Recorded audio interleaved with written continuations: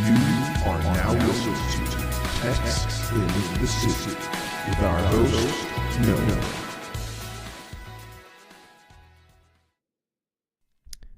What's going on, everybody? You are listening to Text in the City, episode number 2, with your host, Noah. So, basically, yeah, as you heard, I decided to go with the name Text in the City. It got the most positive feedback, which was kind of expected. People like, the funny name more so than anything else, and I think it fits. I think it fits the kind of like lighthearted, kind of for fun kind of idea of the podcast anyways, because I'm not too serious of a person. So Text in the City works perfectly for me. I already made a logo and everything, so if you want to check that out, you can go over to, I'm actually on Spotify now, so if you just look up Text in the City on Spotify, you should be able to find me. I submitted to iTunes, not really sure if I'm cool enough for them to let me on iTunes or not, but it's also on SoundCloud, so just go to SoundCloud, Text in the City, you'll be able to find us pretty easily. My artwork is, it's like a vaporwave logo, like kind of like the retro 80s kind of style. You'll see it when you look it up to take a listen. But yeah, so I managed to get it on Spotify, and people might actually be interested in this. Sorry, I was moving the mic around. Of like how, because I wasn't sure exactly how to get podcasts onto Spotify, because I've never done it, obviously, and I'm not sure how they do it, or like if you have to pay them to host it or something like that. I thought you had to pay to have your stuff hosted on Spotify, but actually, at least when it comes to random podcasts that random short blonde guys make, you just have to get an RSS feed. I don't know what that stands for, but basically what an RSS feed does is every time, let's say your RSS feed, like for example, my RSS feed I used, which was the easiest one and the freest one, was SoundCloud. So SoundCloud does provide you with an RSS feed, and all you do when you go to either iTunes or Spotify is basically they ask you for a link to your RSS feed. That way, when you update whatever site that you're hosting your podcast on, whenever you update that, it will update automatically to Spotify. So that's why they want your RSS feed. So you don't actually do anything on Spotify. You actually do everything on whatever your podcast hosting site is. It's SoundCloud, Podbean, Mixcloud, whatever it is. There's a ton of them. And then you just give them the link, and they will connect it and review it or something. Make sure that everything checks out and you're not uploading some crazy stuff or something that breaks their terms of service. And then basically goes right up. The Spotify one was up almost immediately. Like, it didn't even take 5 minutes by the time I uploaded it. The iTunes one still isn't through yet, but that's kind of makes sense, I guess. They might be more strict with how they vet podcasts. But yeah, so it actually was very easy, very simple, very professional. I like it. It really kind of gives you a sense that this is not, just me in my bedroom with recording equipment. But it is cool. I enjoy having it on Spotify, and also I think it's cool because technically it has a chance for people to randomly find your podcast. I don't know if anybody, actually searches up production or lighting podcasts other than, production or lighting people, but I think it's labeled under technology. I wasn't sure if I wanted to make it under technology or arts and entertainment, because it is both. But I do think that people who are interested in technology would be more into this kind of podcast, because I don't really talk about necessarily the artistry that is involved with lighting design. I'll probably get into that at some point when I get into like more lighting design style topics and stuff. But as for me, I'm more focused on the technical side, at least right now, because that's kind of what I'm interested in. And another reason I kind of wanted to do this podcast was, at least do a podcast when it comes to like talking about the technology and everything is because I think it's a good way for me to go over this information and keep it kind of fresh in my mind. Really drill it into me. So like I really start, knowing this stuff, specifically the photometric stuff, because I really want to know photometrics, and like know what I'm talking about. So that's one of the topics that I want to cover, at least in a future episode. But yeah, so that's kind of where I'm at right now. It's, I think it's Sunday. Is it Sunday? Yeah, it's Sunday, February 24th, 2019, is the date that I'm recording this. I need to stop saying, that was a criticism. I need to, and I just did it again. I need to get my radio voice back, basically. Because it's fallen out of favor because I say too much. But yeah, so I'm going to work on not saying as much.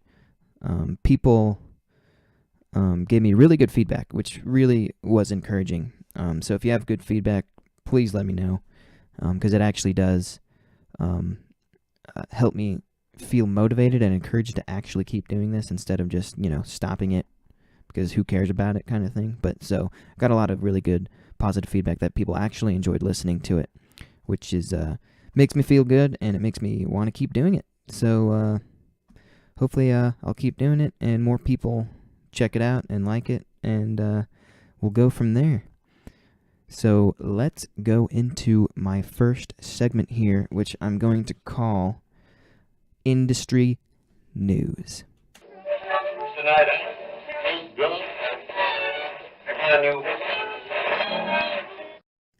Okay, so for industry news, I have one topic that I'd like to address. So last year, the European Union had introduced legislation, a new energy bill of some kind, or new energy parliament that basically aims at getting lighting, like architectural lighting or like house lighting, just normal everyday lighting like you and I use in our houses. I'm getting that up to spec when it comes to energy consumption. And I guess they had failed to put in stipulations and exemptions for stuff like stage lighting. And the problem with that is their regulation was so strict because it was aiming at, more domestic lighting applications. It never put in exemptions for stuff like stage lighting, which has like standby power consumption, overall wattage. Basically, it would just force, like, for example, if it did pass, it basically put everyone out of business because nobody would be able to push out products that meets their requirements to be used for stage lighting.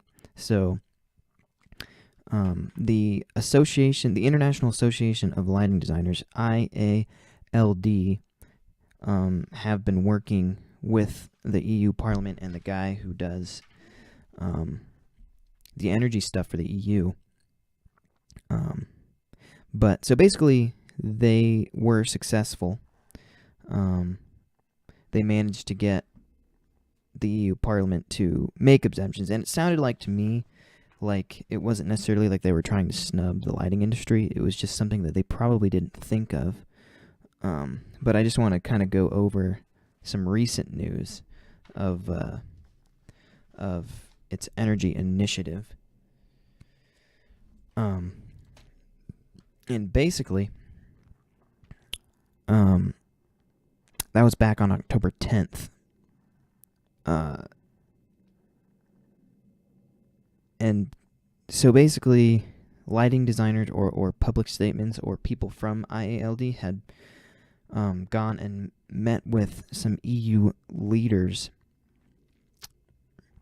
And basically, Paul Hodson is the head of Energy Efficiency Unit at the European Commission, Directorate General for Energy. Yeah, that's a long one. And they attended a session of European Parliament on the Environment, Public Health, and Food Safety, which is abbreviated as ENVI. But basically, Hodson had stated that the result of the idea of the whole thing was to support the ongoing transition to LEDs, just in generally lighting, just in all lighting. And as a result of, this is the public statement. I'm reading this off of IALD 50. It's the International Association of Lighting Designers.org, their website. Basically, the public statement is a result of the work done by the IALD staff and volunteers over the last 3 years to explain and promote the importance of lighting designers.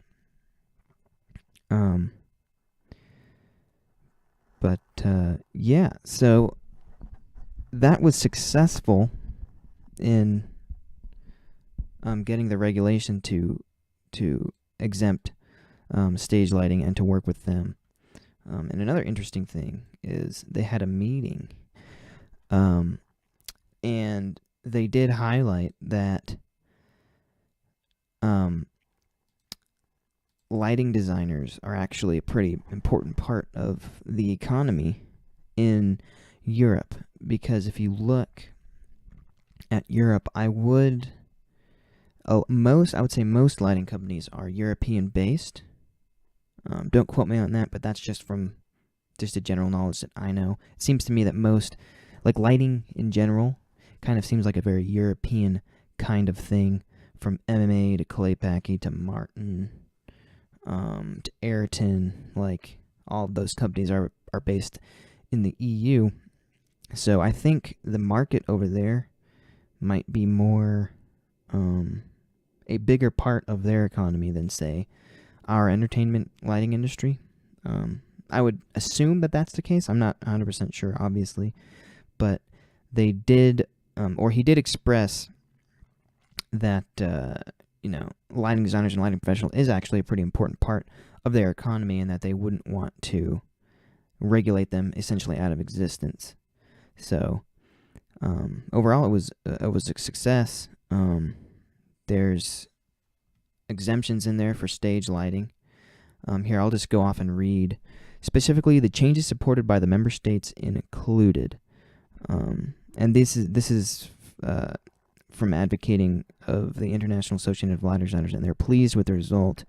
And it'll basically allow LDs over in Europe to keep using the equipment that they use. So specifically, these are the changes that were supported by the member states. An extra paragraph on standby power for our sectors, an exemption covering some LED white lights, an extension of wavelength definition for green, fading out of the T8 and some fluorescent luminaires was postponed to 2023 instead of by September 2021, exemption for R7s with a light flux above 12,000 lumens.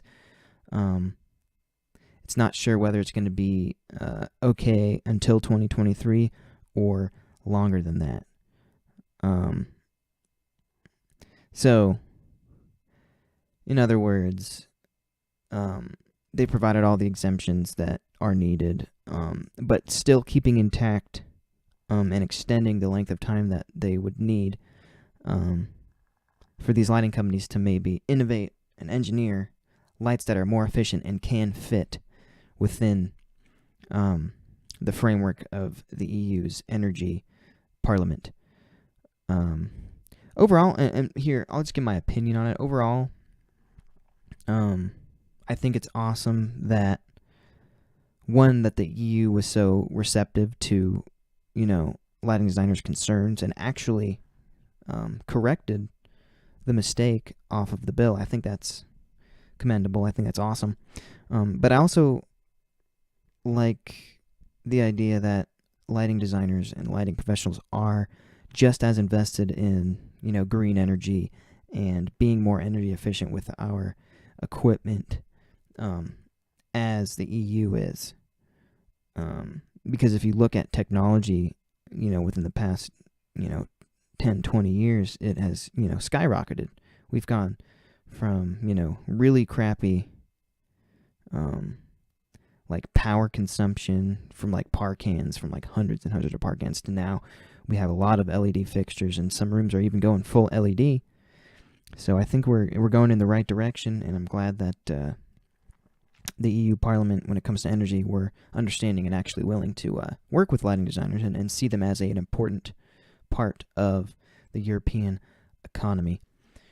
So that's kind of the industry news I have for today. But yeah, so that's kind of what's going on. There's a lot going on in the lighting world, obviously, but I think that's probably one of the most important things right now. And it's good to see that everything actually ended up working out. But yeah, cool. Moving on. Okay, so next, I've got a segment idea. And again, these are all kind of trial runs, so if you like a certain segment or you don't like a certain segment or you have ideas for little topics, again, this is only episode 2, so we're still working on it, but this is the ideas that I have right now. It probably will change at some point. But moving on. So topic number 2 that I'd like to go over is fixture of the week. Or day, whatever it happens to be. But I'm going to go with fixture of the week.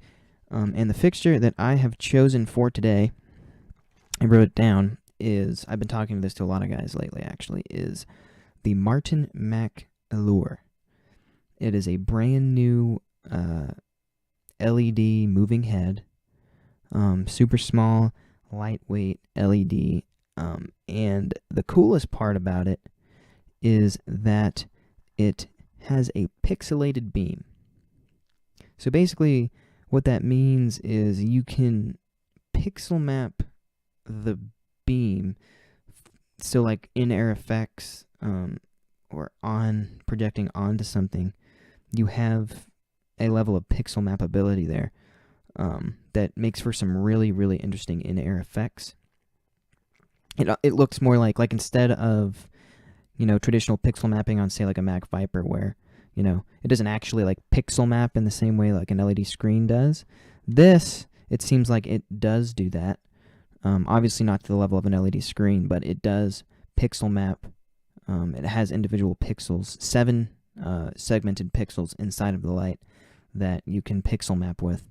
So when you shoot the light out for some air effects, it makes a really cool looking like effect. Go look it up. It's hard to describe, but it basically it shoots its air effects is like pixel mapping in the air via its pixels. Definitely go look up the product video to kind of get what I'm saying. I'm probably not explaining it that well, but you kind of get the idea. Basically, it's got a pixelated beam, 7 full color RGBW pixels in there, 60 watt LED. So it's got pixelated beam. Another thing that goes along with the pixel mapping is it incorporates Martin P3 control. So it's just pixel map ready right from the get-go. So they make that really useful for people.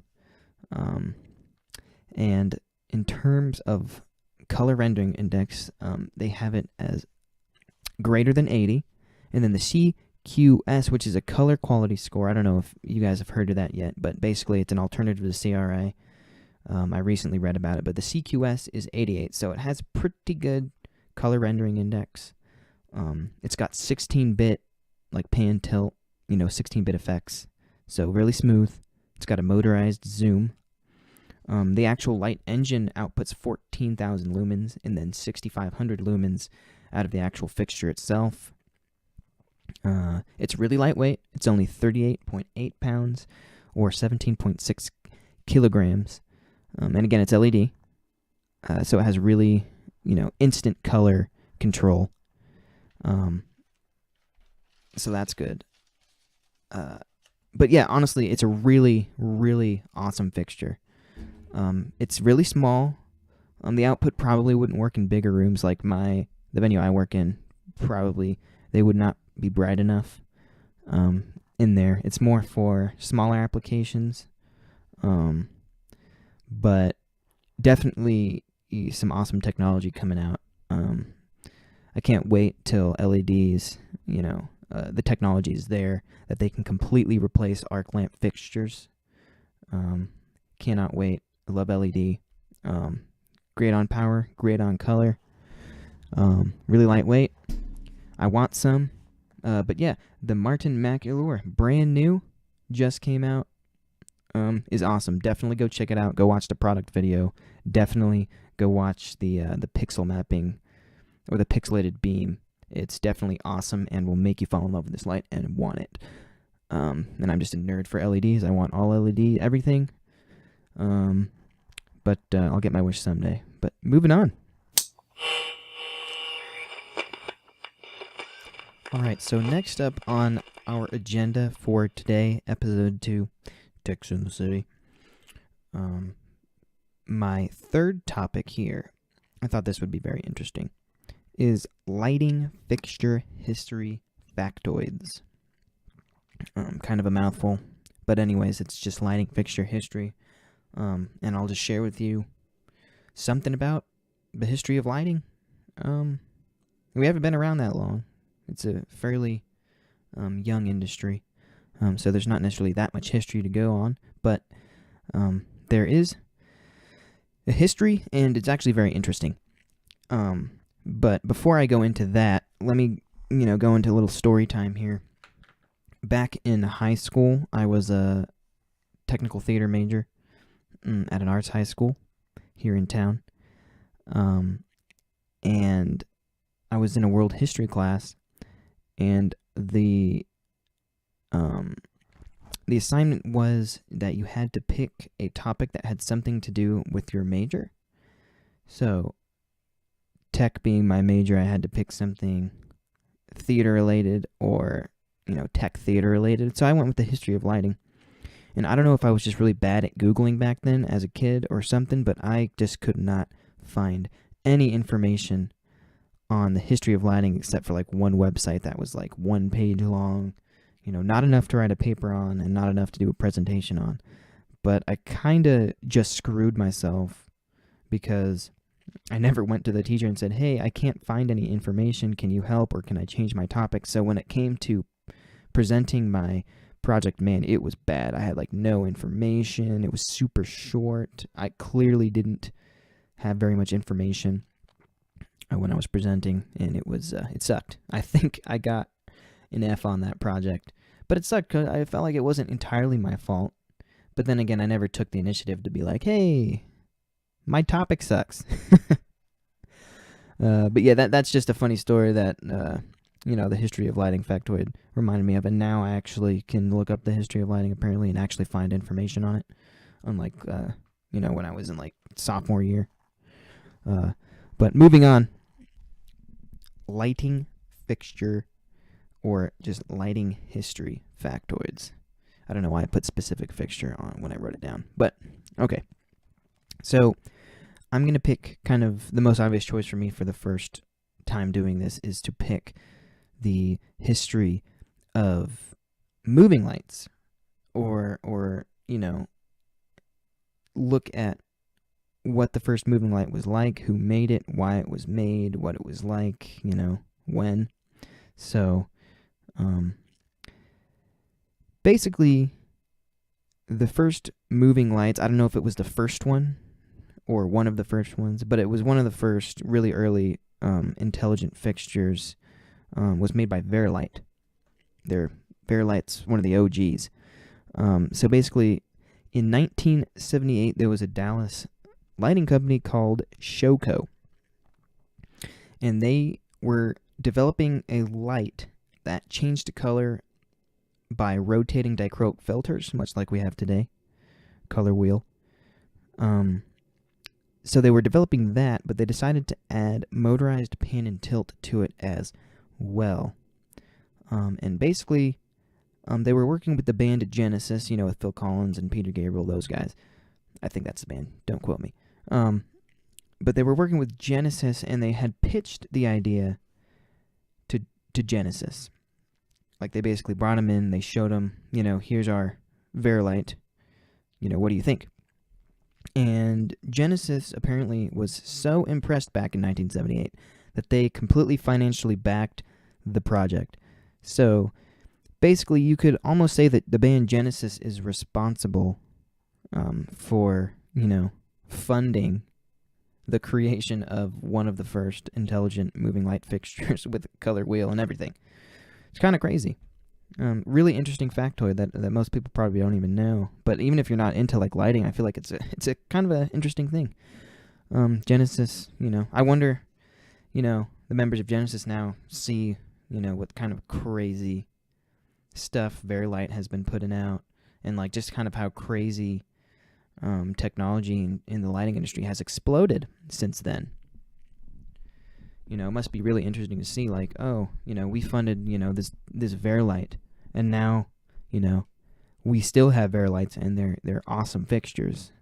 So it must be kind of interesting to see firsthand, as a band who funded, one of the first big moving lights, and to now see what the technology has come to is pretty interesting. Kind of crazy.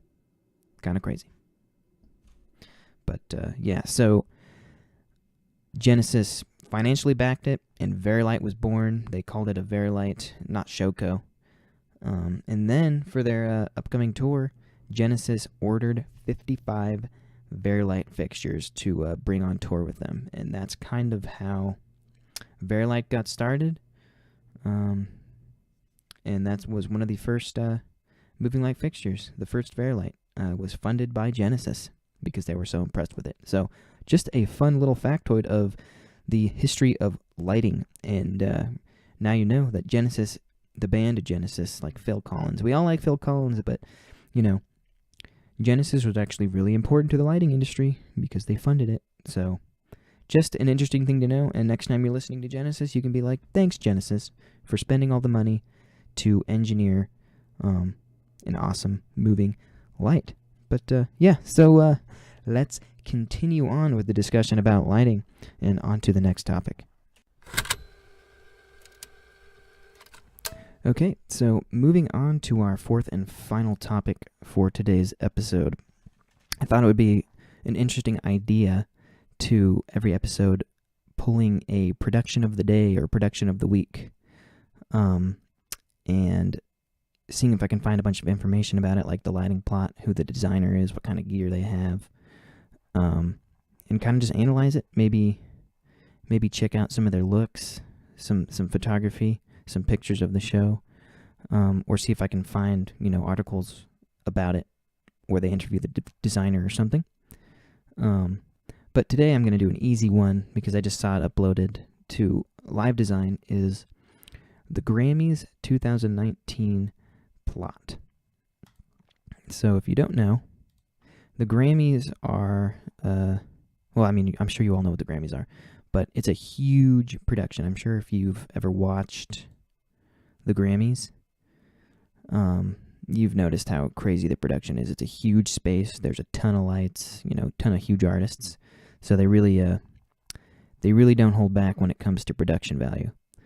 But basically the company that does the Grammys every year, I'm pretty sure they do it every year. I don't know if they switch it up every now and then, but they did it again last year, is Full Flood, the lighting company Full Flood. They provided the design for the 61st Grammy Awards that happened on February 10th, 2019.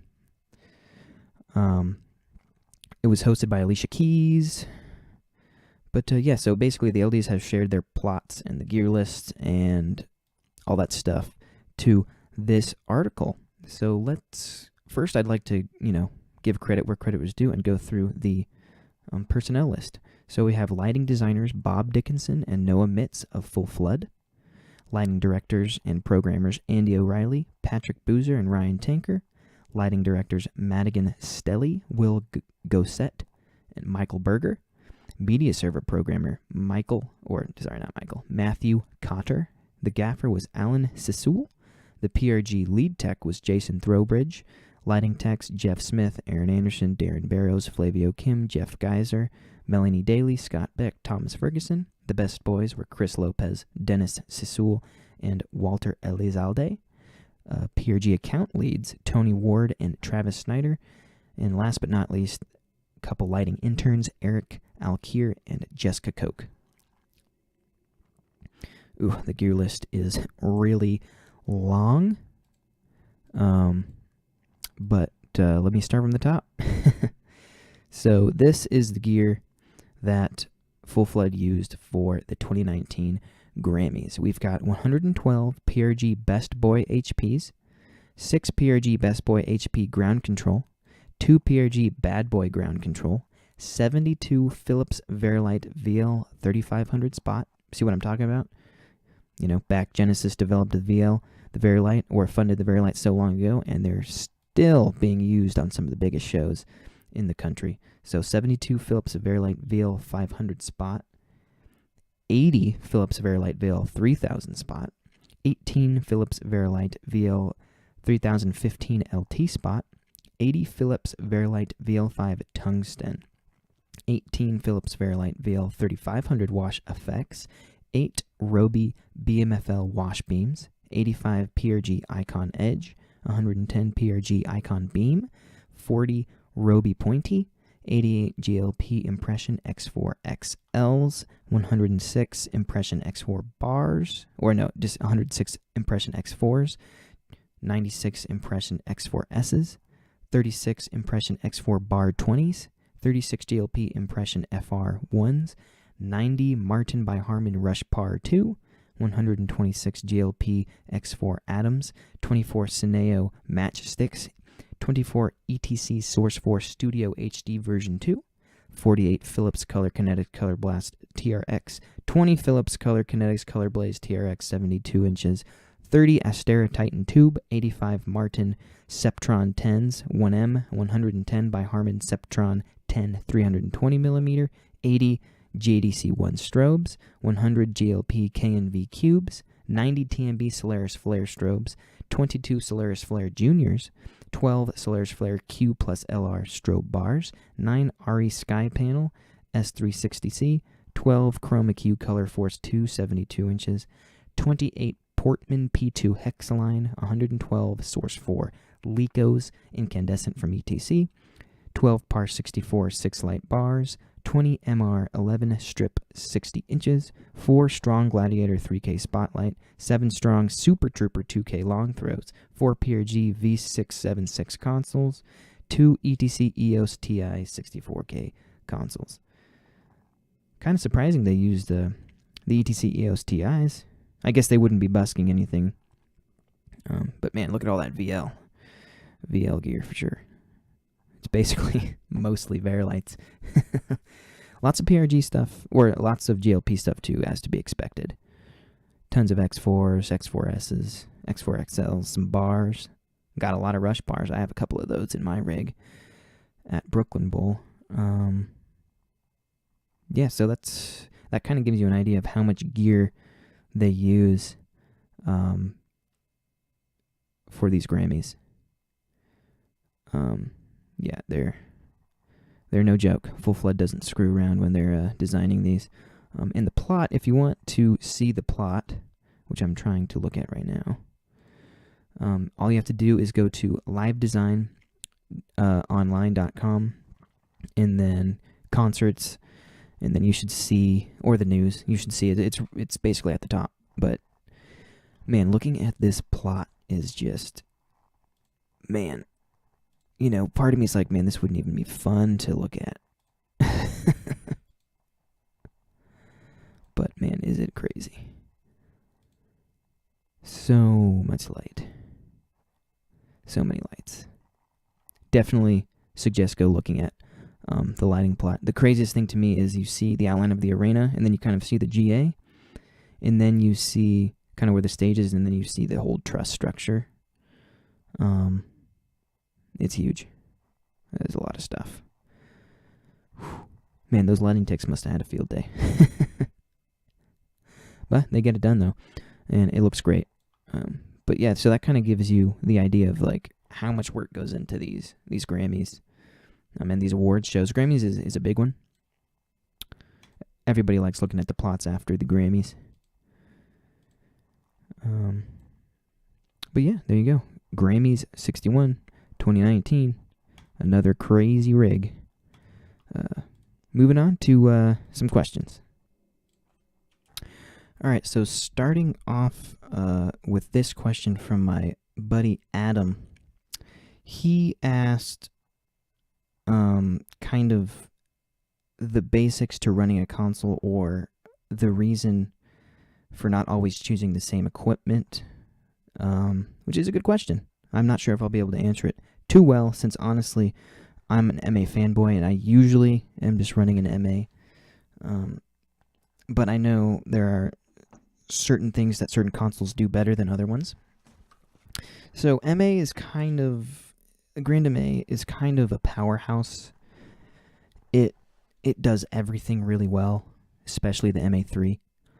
But there are some things that I'm going to talk to the MA2 because MA3 software isn't yet. So I'm talking about MA2. There are just some things about the MA2 software that I don't like or are not as good as other ones. For example, MA2 cannot do multi-step effects. For example, like say the CamSys can. So in that aspect, someone might, multi-steps effects, which is basically like, okay, so the way MA works is when you write an effect, there's like steps to it, in a way. But the way MA does is you can make an effect, and you can basically make an effect do one thing. Right. Like, you can make it do a sine wave of a pan, right? Okay. But you can't say, okay, do the sine wave as a pan and then turn red and white. That has multi-steps. But on a CamSys, for example, you can do that. You can make an effect that goes, oh, okay, pan and tilt and turn red at the same time, all in one effect. MA3 can do that, and MA3 does it really well. If you haven't checked out the MA3, they call them phasers now. But the way you make effects in that is basically you can do it all just right from the programmer right there, from the encoders. So basically I can say, oh, hey, do this pan tilt sine wave and then turn red and then turn blue after that and then do something else after that. Like, you can do that. So you can make like one button, and the thing is, it's going to be amazing for busking because you can basically make one button do something like 3 different things. Well, before, you would have to like make a Q stack of it or something. So for busking, you can probably, you'll probably be able to pull off some really crazy looks and stuff that looks more like it was a pre-programmed show, but really you're busking, which is, so that multi-step effect generator, or phasers as they call it now, is actually really useful. That blew me away when I messed with the MA3. That was the main thing that I was like, man, this is awesome. I need it. So when it comes to that aspect, for example, here's a good example of when I went on tour with the National. That tour was programmed on a CamSys. So that gives you an example. It's specifically for the multi-step effects. So the designer, Michael Brown, he chose to use CamSys instead of something like MA2. He just chose the tool that best gets the job done. And the thing about CamSys is a lot cheaper. So he's like, man, I bought this CamSys. I've rented it out a bunch of times. It's paid for itself, a bunch of times over. So cost is another aspect you would take into account. Like, oh, okay, so I don't have, $50,000 to spend on the MA2 or whatever, but I have $20,000 to spend on, Avalites or something like that. Speaking of Avalites, from what people, from talking to Avalite programs, it seems to me that Avalite is like the king of busking. So when you're running a show live, apparently Avalites, the way that they have their software set up, is like really good at busking. And then ETC is basically, to tie this into the Grammy thing, the Grammy uses the EOS 2 ETC EOS TIs, which I think is their premier, their newest, most powerful console. So they used that for whatever reason. You'd have to, ask them why they specifically chose that, but I'm assuming it's because they're probably not busking, and it's going to be more like a Q-Stack show, more like a theater event than, say, busking a live show. But so that they probably used it for that reason. But basically every console is kind of just has its strengths and weaknesses, and you kind of just pick it based off of that. if it was me, I'd choose MA every time because I'm a fanboy and I don't want to use anything else. I'm not very good at using anything else, so that's bad form though. To be a good moving light programmer, you want to know multiple boards. So it's on my to-do list to learn Hog, Camsys, Avlights, all that good stuff, because you want to be as versatile as possible. And some boards do things better than others, so you want to be able to, have the ability to use whatever board is thrown at you. That'll make your employability much higher because you're versatile. So yeah, that's kind of an example of why you would choose to use a different console instead of another console. And it applies to gear too.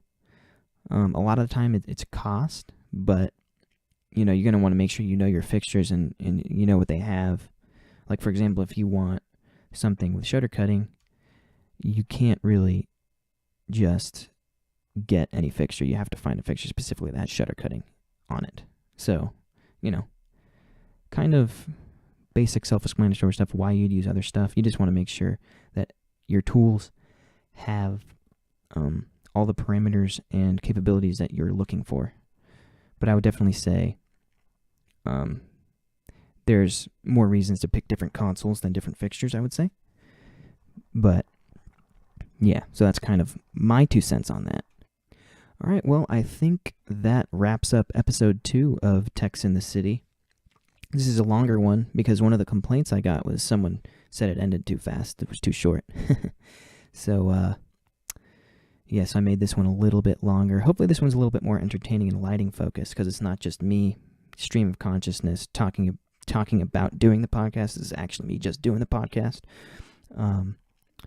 But yeah, hopefully I kind of want next time to have a guest on or something like that. Maybe one of my friends, or because we're all in production, so we can all, add something to the conversation. But yeah, so that's episode 2 of Techs in the City. I hope you guys enjoyed this episode. I think it was a little bit better than the last one, a little bit longer than the last one as well. But you can find me on Spotify and SoundCloud. So if on Spotify, Techs in the City, you should be able to find us. SoundCloud, Techs in the City as well. And I am currently in the process of trying to get it on iTunes. It's submitted, but I'm not sure when it'll actually clear. So right now, Spotify and SoundCloud are where you can catch me. You can follow me on Twitter as well. I just @Noah Adris. It's just my name. If you're down for that. But yeah, so that's episode 2 of Techs in the City. I will catch you on the next one. I appreciate you guys listening, and catch you on the next one. Peace out.